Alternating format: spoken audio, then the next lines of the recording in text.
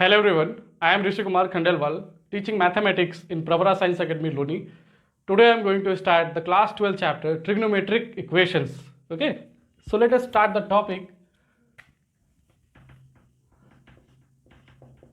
Trigonometric equations.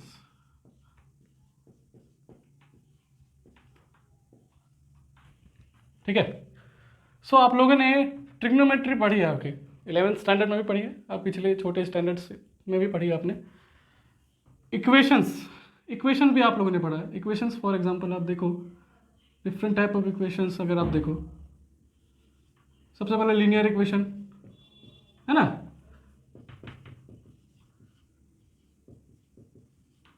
फिर आएगा quadratic,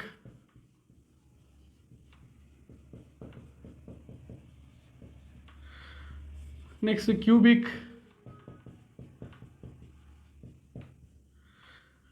फिर देखो पॉलिनोमियल,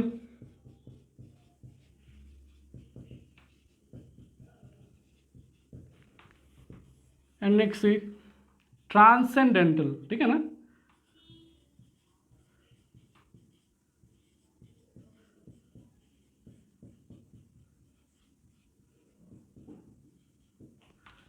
ठीक है। सो इक्वेशंस आप लोगों ने पढ़ा है जिसमें आप इक्वेशन सॉल्व करते हैं। फॉर एग्जांपल लीनियर इक्वेशन में आप देखो x plus 3, suppose 2x plus 3 equal to 0। ठीक है ना, example of linear equation, the power of x is 1। Okay, quadratic equation देखो आप, power of x highest power क्या होगा, 2 होगा। Suppose x square plus 2x plus 3 equal to 0। ठीक है, क्वाड्रेटिक इक्वेशन हो गया, ये भी इक्वेशन हम लोगों ने सॉल्व किया। Cubic equation, higher power 3, x cube plus 3x square plus 2 equal to 0। ठीक है, पॉलिनोमियल हायर पावर, ठीक है ना, x का हायर पावर देखो, जैसे x power 6 plus 7x power 4 plus x cube plus 5 equal to 0, polynomial equation. Now ये चारों आप लोगों ने पढ़ रखे हैं, ठीक है ना। ट्रांसेंडेंटल इक्वेशन क्या होता है, ये थोड़ा डिफरेंट है। ट्रांसेंडेंटल इक्वेशन में क्या होता है, पॉलिनोमियल, और these are basically known as algebraic equation. Okay, algebraic equation.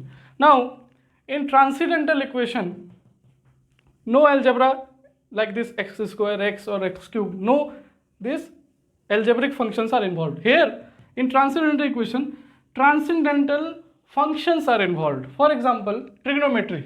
Okay, trigonometry is transcendental function, logarithm is transcendental function. Okay, so like this, these are known as transcendental equation. So basically trigonometric equations are transcendental equation. Okay, and trigonometry, you know the basic functions, sine, cos, like this, cosec. Okay, so these are the trigonometric equations. So क्या हुआ हमारा definition trigonometric equations का, an equation having trigonometric functions, having trigonometric function of unknown angle. Okay, इसमें जो angle होता है वो unknown angle होता है, and that is known as the trigonometric equations. Okay, which satisfy the condition. For example, एक example देखते हैं हम, sin theta is equal to half. देखो छोटा सा example. So it is an equation, okay, it is an equation having trigonometric function. ये क्या है, trigonometric function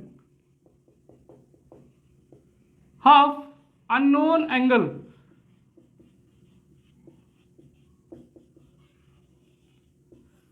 which satisfy the condition, which satisfy the equation is known as trigonometric equation. Okay, now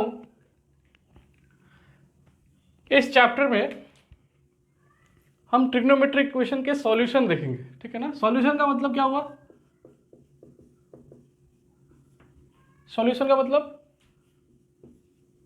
का मतलब unknown angle जो हमारा दिया हुआ है, उस अननोन एंगल को फाइंड करना, जो हम अगर उस इक्वेशन में पुट करेंगे तो वो उस इक्वेशन को सेटिस्फाई करेगा। ठीक है ना, सॉल्यूशन का एग्जांपल देखो, suppose sine theta is equal to 0। ठीक है, साइन थीटा इक्वल टू 0, तो इसका अगर सॉल्यूशन बोलेगा, सॉल्यूशन मतलब क्या, ये थीटा क्या है, अननोन, ठीक है। इस थीटा की वैल्यू हमको निकालनी है, जिसको मैं पुट करूंगा तो ये इक्वेशन क्या होगा, सेटिस्फाई होगा। सेटिस्फाई मतलब LHS is equal to RHS। So जल्दी से बताओ थीटा क्या क्या हो सकता है, 0 हो सकता है, यस। नेक्स्ट वैल्यू पाई हो सकता है, of course yes. Next 2 pi, 3 pi, 4 pi, goes on to n pi. Okay, negative में भी ले सकते हैं हम, minus pi, minus 2 pi. So there are infinite number of values which I can put in this equation which will satisfy the condition, which is satisfy the equation. Okay, so theta की ऐसी value जो उसमें put करूँ मैं तो वो क्या करेगा, इक्वेशन सेटिस्फाई करेगा। ठीक है, इसको बोलते हैं सॉल्यूशन। ठीक है, तो हम अब देखते हैं, ये सॉल्यूशन के बारे में पढ़ना है हमको, है ना। हमको इक्वेशन दिया रहेगा, जैसे कि लीनियर इक्वेशन हम क्या करते थे, सपोज x प्लस 3 क्या करते थे, suppose 2x plus 3 is equal to 0। x की वैल्यू कैसे निकालेंगे, x इक्वल टू -3/2। ठीक है, इसका मतलब क्या हुआ, ये इसका क्या हुआ, सॉल्यूशन। ये क्या है, इट इज लीनियर इक्वेशन। ठीक है ना। तो x को अगर मैं इस इक्वेशन में x को अगर मैं -3/2 पुट करता हूं तो LHS में क्या मिलेगा, 0। सो वो क्या हुआ, x उसको सेटिस्फाई करेगा। बट यहाँ पे x की सिर्फ 1 वैल्यू है तो उसको सेटिस्फाई करती है।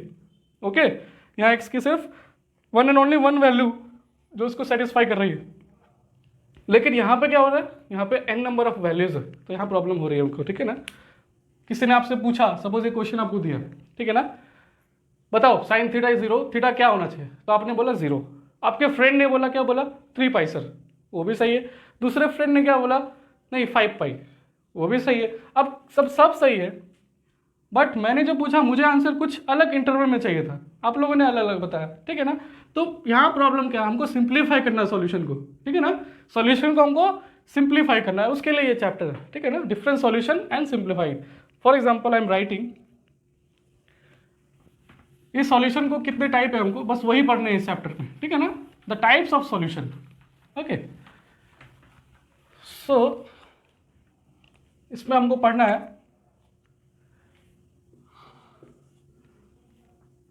Principal solution. ठीक है ना, नेक्स्ट पढ़ेंगे हम जनरल सॉल्यूशन। नेक्स्ट पढ़ेंगे हम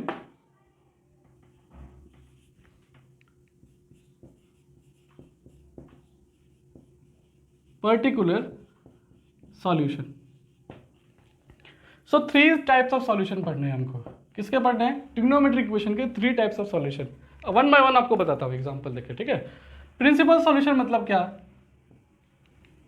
इन principal solution we want, in principal solution the first case we want the value of theta that is lying between only and only close bracket of 0 to 2 pi। ठीक है ना, क्या definition हुआ, the solution we want the solution lying in close bracket 0 to 2 pi। ठीक है, हमको theta की ऐसी वैल्यू चाहिए, सिर्फ और सिर्फ ऐसी ही वैल्यू चाहिए जो कि हमने पुट किया तो सेटिस्फाई करेगा, लेकिन वो किस में लाई करनी चाहिए, 0 और 2 पाई के बीच में ही लाई करनी चाहिए। फिर से बोलता हूँ मैं, प्रिंसिपल सॉल्यूशन में हमको थीटा की ऐसी वैल्यू चाहिए जो कि 0 और 2 पाई के बीच में लाई करे। ठीक है ना, ओनली। ठीक है, जैसे मैंने क्वेश्चन दिया था आपको, sine theta is equal to 0, ये क्वेश्चन दिया था आपको। ठीक है, तो साइन थीटा 0 कब होता है, सबसे पहले 0, तो 0 हो गया प्रिंसिपल सॉल्यूशन। नेक्स्ट देखते हैं पाई, साइन पाई इज 0, क्या पाई इन दोनों के बीच में आता है, यस आता है इसके बीच में। सो पाई भी इसका क्या हो गया, सॉल्यूशन हो गया। नेक्स्ट 2 पाई, क्लोज ब्रैकेट है तो 0 भी ले सकते हैं और 2 पाई भी ले सकते हैं, क्लोज ब्रैकेट। ओके, सो 0 आ गया, 2 पाई आ गया एंड 2 पाई आ गया। क्या मैं 3 पाई ले सकता हूँ क्या, क्या मैं 3 पाई ले सकता हूँ क्या? नहीं, क्योंकि 3 पाई 2 पाई से बड़ी वैल्यू है, सो 3 पाई हम नहीं ले सकते।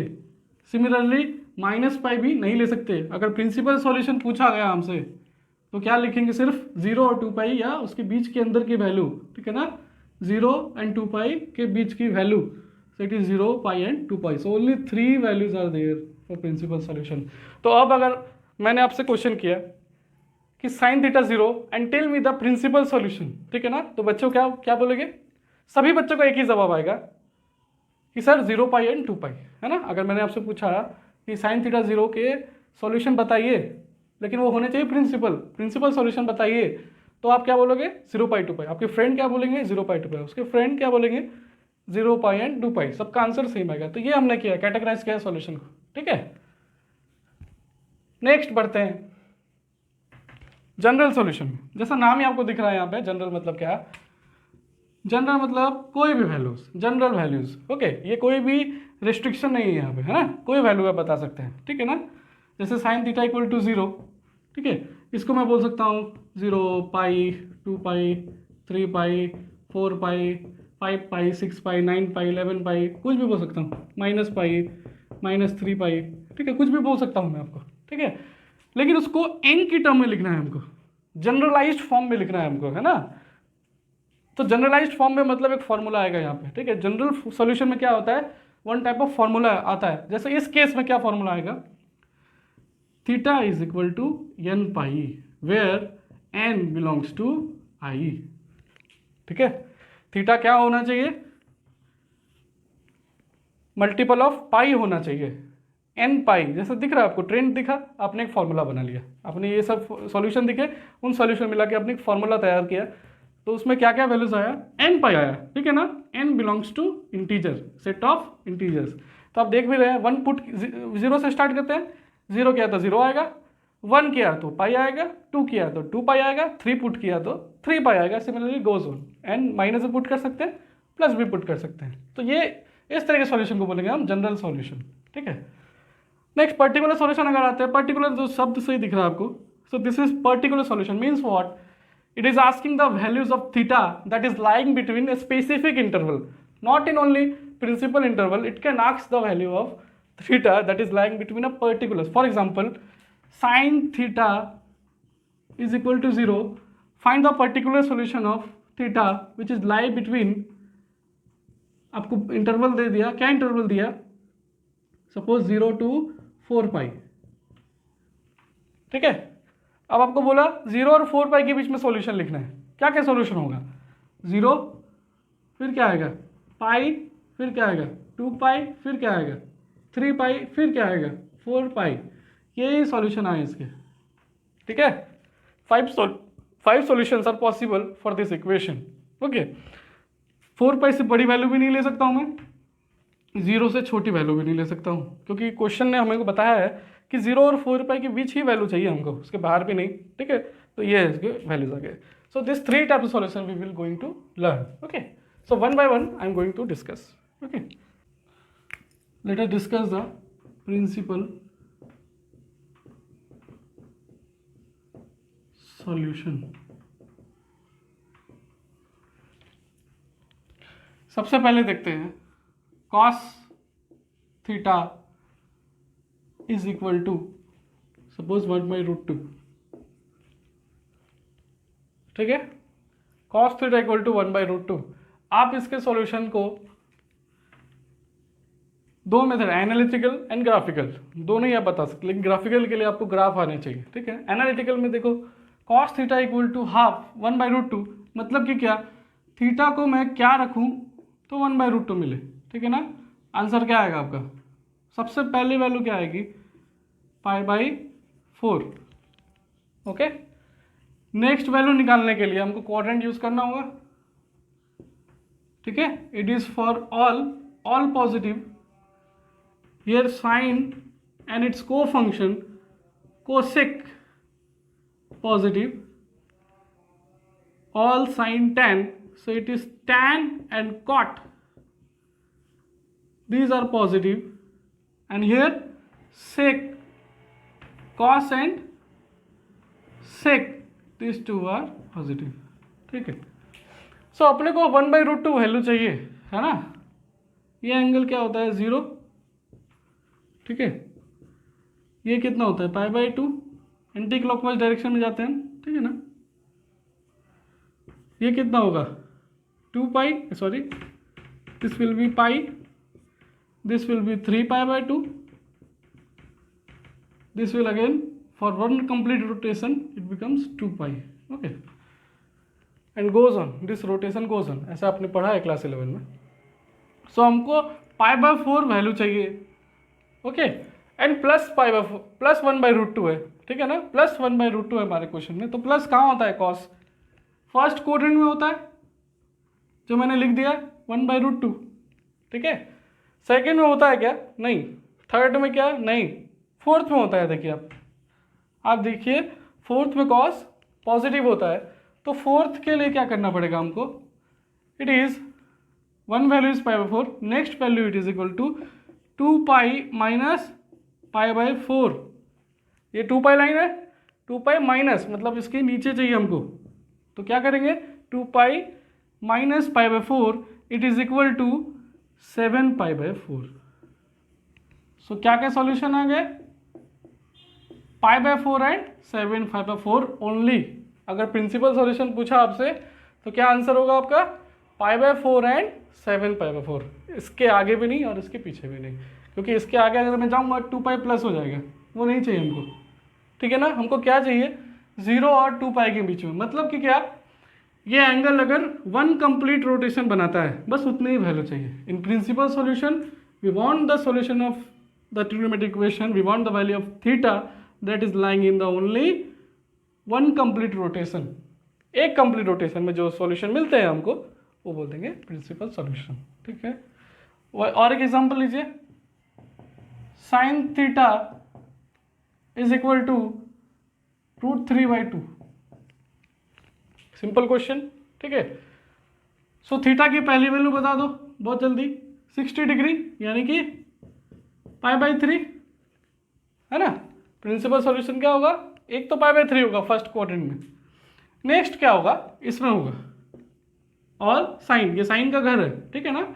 साइन यहीं पे रहता है और यहीं पॉजिटिव होता है, इन दोनों में रहता है साइन, ठीक है।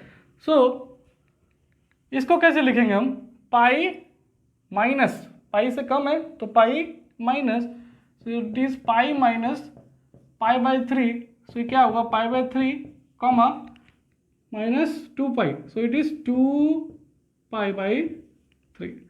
सो कितने सॉल्यूशन होंगे, 2, ठीक है ना।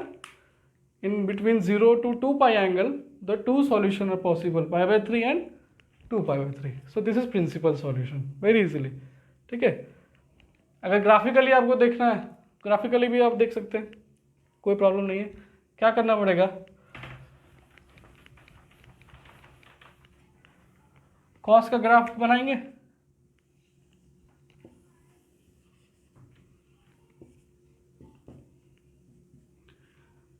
हियर इट इज ओरिजिन 0, ठीक है।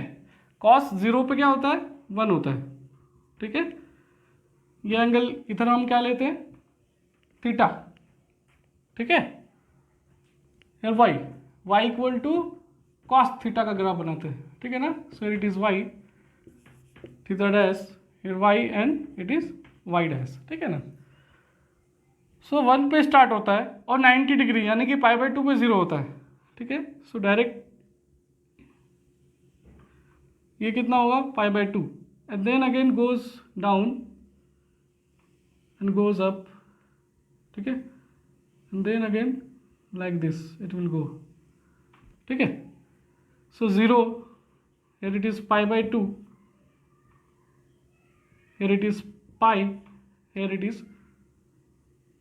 pi plus π/2, it is 3π/2, 3π/2 plus π/2 it is 2π। So principal अगर आपसे पूछा गया